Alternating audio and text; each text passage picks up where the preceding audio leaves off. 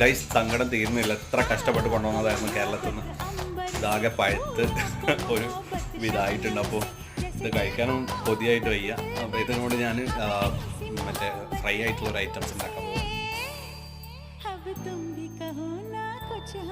Guys fry ആക്കാൻ വേണ്ടിയിട്ട് നമുക്ക് ഓയിൽ യൂസ് ചെയ്യാം. ഞാൻ ബട്ടറാണ് ഇവിടെ യൂസ് ചെയ്യുന്നത്. ബട്ടർ ചെറുതായിട്ട് അരിഞ്ഞിട്ട് ഇതിലേക്ക് ഇടാം.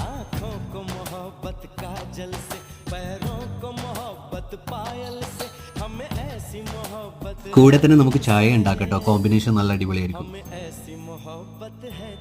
നമ്മുടെ ബനാന ഓൾമോസ്റ്റ് റെഡി ആയിട്ടുണ്ട്. നമുക്കിതൊരു ഒരു പ്ലേറ്റിലേക്ക് ആക്കാം.